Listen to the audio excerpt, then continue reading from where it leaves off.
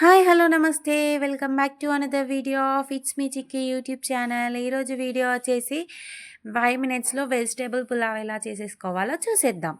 ముందుగా బౌల్ పెట్టి లవంగాలు ఇలాచీ వేసేసుకొని బాగా ఫ్రై చేసుకోవాలి. తర్వాత గ్రీన్ చిల్లీ కూడా వేసేసుకొని వైట్ స్పాట్స్ వచ్చే వరకు ఫ్రై చేసుకోవాలి. వెజిటేబుల్ పులావ్ ఎంతమందికి ఇష్టమో కామెంట్ సెక్షన్లో కామెంట్ చేయండి. మనకు నచ్చిన వెజిటేబుల్స్ అన్నీ కూడా వేసేసుకోవచ్చు. క్యారెట్, ఆనియన్, నెక్స్ట్ ఆలు, టమాటో, బీన్స్. నా దగ్గర అయితే బీన్స్ అవైలబుల్లో లేవు, బీన్స్ అయితే వేసుకోలేదు. నాకు నచ్చిన వెజిటేబుల్స్ అన్నీ నేను కూడా వేసేసుకున్నాను. మీకు నచ్చిన వెజిటేబుల్స్ మీరు వేసుకోండి. వెజిటేబుల్ పులావ్కి అన్ని వెజిటేబుల్స్ ఉంటేనే బాగుంటుంది. తర్వాత కాస్త టర్మరిక్ పసుపు కూడా వేసేసుకొని బాగా ఫ్రై చేసుకోవాలి. వెజిటేబుల్ పులావ్ అంటే చిన్నప్పుడు నేను స్కూల్కి వెళ్ళే టైంలో చాలా అంటే చాలా ఫేవరెట్. ఇప్పటికీ కూడా నాకు ఫేవరెట్. చాలా అంటే చాలా బాగుంటుంది. తప్పకుండా ట్రై చేయండి.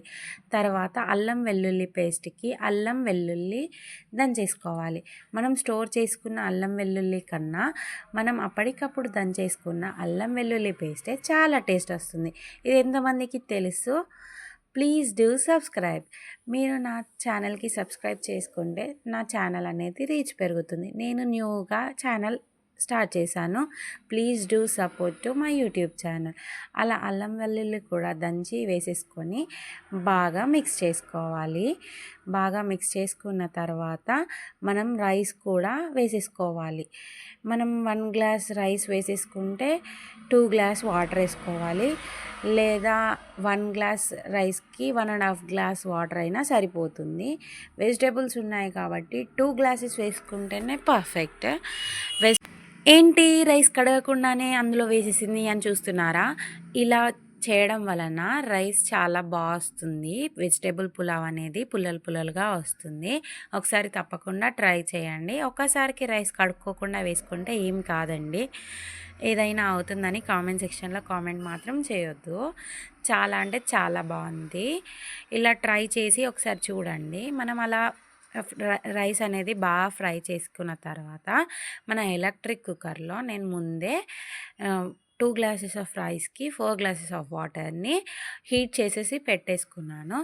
అందులో ఈ రైస్ అంతా వేసేసుకొని మనం నచ్చిన టమాటోస్ ముందుగానే వేసిస్తే స్మాష్ అవుతుంది. అందుకని నేను టైం మీద టమాటోస్ వేసేసుకున్నాను.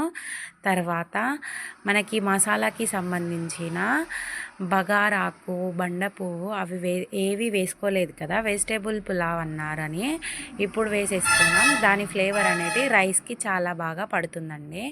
ఇప్పుడు వేసేసుకున్న తర్వాత నాకు నచ్చిన మిల్ మేకర్స్ కూడా వేసేసుకున్నాను వెజిటేబుల్ పులావ్లో.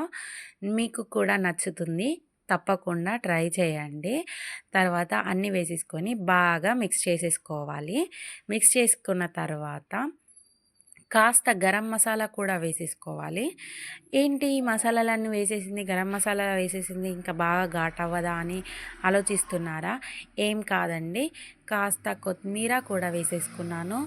కొత్తిమీర, స్ప్రింగ్ ఆనియన్స్ వేసేసుకొని మనకి నచ్చినంత మన టేస్ట్కి తగ్గట్టు సాల్ట్ కూడా వేసేసుకొని బాగా మిక్స్ చేసేసుకోవాలి.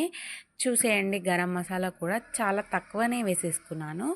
అలా వేసుకున్న తర్వాత కాస్త ఒకసారి మిక్స్ చేసేసుకొని ఏం చేయాలి అంటే క్యాప్ పెట్టేసుకొని రైస్ అయ్యే వరకు వెయిట్ చేయడమే. వెజిటేబుల్ పులావ్ అనేది చాలా పిల్లలకి ఇష్టంగా ఉంటుందండి. ఒకసారి తప్పకుండా ట్రై చేయండి.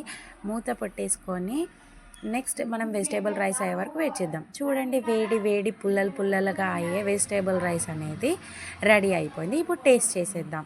టేస్ట్ చేసి ఎలా ఉందో చెప్పేద్దాం. వెజిటేబుల్ పులావ్ టేస్ట్ చేసి చెప్తున్నాను, చాలా అంటే చాలా బాగా వచ్చింది. మీరు కూడా తప్పకుండా